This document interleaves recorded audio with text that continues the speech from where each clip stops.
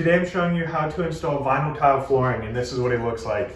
The bare minimum tools you'll need are a hammer, a pull bar, a tap-in block, a utility knife, and a measuring tape. If you're lucky enough to have these other tools, it makes the job a lot easier, and that's having a table saw for the length of the board, a miter saw for the width of the board, and a jigsaw for any other cut. Let's get to it.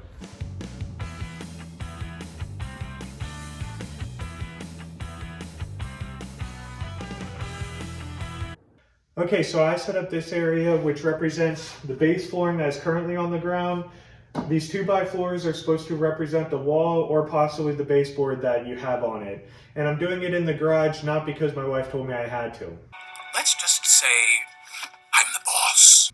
So the first thing you're going to want to do is make sure the floor is level. If the floor is not level, the pieces are going to cave or possibly separate. Also, you want to make sure nothing is on the flooring, because if there's a piece of screw or a piece of wood on the flooring and you try to lay the flooring over top of it, eventually you'll feel that pressure going down because the floor will be raised a little bit and it will either crack the flooring or it will end up separating the pieces. You do not want that. Not like I ever did that before. You want to make sure the floor is completely clean and level.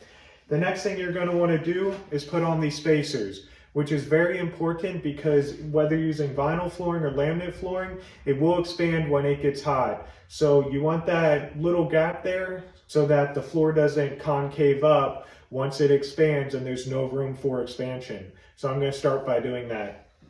If you like the video so far, like and subscribe below so that I can keep making them and help others. Thanks, guys. Now that you did that, you're going to want to grab your first piece of flooring. And when you look at it, you'll see there's two male sides and there's two female sides. Obviously the male side inserts into the female side and that's how it locks together. And yes, there's a good joke there, but I'm not going to say it.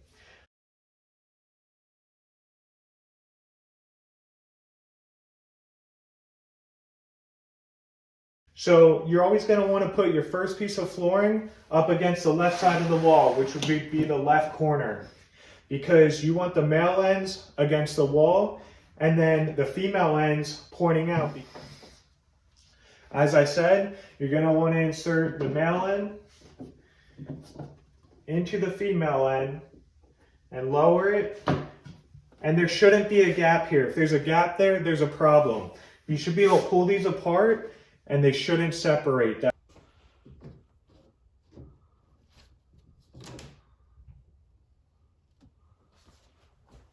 That means it's locked in. So that's your first row. You're going to want to start your second row after that second piece in the first row.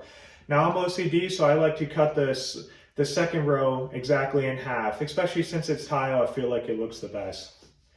As I said, you're going to want to put the male end into the female end, pull it down, make sure there's no gap, make sure it doesn't separate. That means it's locked in. Then you're going to want to grab your fourth piece. Now the directions say insert the long end first and make sure it is butted against the piece next to it, because when you lower it, it should snap into that piece. Take a hammer. Make sure it is in that piece and that it's locked in.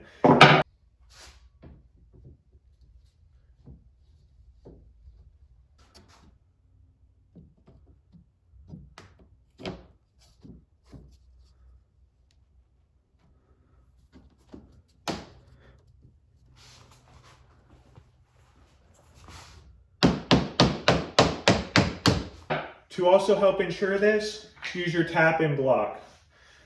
You put it on the side there, you tap it in to make sure it's nice and tight. You don't want to tap it too hard that it breaks it, but you don't want to tap it too light, because I've seen a lot of complaints that this floor separates. Now that you know the premise of how to put the flooring together, I'm going to show you how to cut under doorways, because you don't want to cut around it. You want to put the flooring underneath it so it looks a lot better.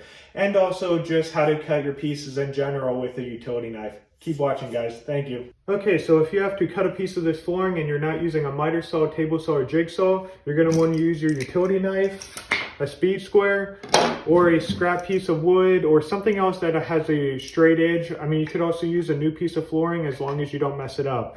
But you're going to want to hold it against the piece that you're trying to cut. Obviously, you want to measure the distance at which you want to cut from both ends, and then line up this piece at both marks.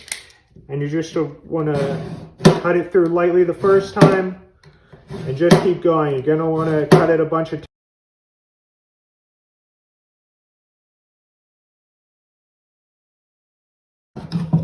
And then you just break it, cut the back side, and you have your cut piece. Okay, so you're going to want to put your flooring underneath the door frame, because if you try cutting around it, you're just going to see the gaps, and even if you try to caulk it, it's not going to look as good as if you place it actually under the door frame here. So the first thing you're going to want to do is place a new piece of flooring or a scrap piece of flooring that you're currently putting down against the door frame, and imagine this is the base flooring. Now you know the height at which it needs to be cut so that you can slide a piece of flooring underneath it. And you're going to take one of these flexible pull saws to make that cut, or an oscillating tool. I'm not going to currently do it because I'm not installing this flooring down here. I have this flooring installed, but you get the point. Thanks, guys. I wanted to give some last words about installing this flooring, and that is being use the tap-in block for every piece of flooring you snap together. It is very important to make sure these pieces of flooring are tight together so that they don't separate over time. The other thing is when you start the third row, make sure you use a full piece. Unless you want to cut different size pieces, I personally like when it's a full piece, half piece, half piece, and it keeps going in that order so everything looks like it's in conformity and all the lines match up. The other thing I wanted to hit upon is using the pull bar. The pull bar you're going to use at the end of each row, and that's basically to hammer in all the pieces at the end, and then it hammers in all the pieces before that end piece, just so that everything is super tight and well put together. Okay, well, I hope this video is helpful to you guys, and you like and subscribe below so that I can keep making videos like this to help you guys and others. Thanks, guys.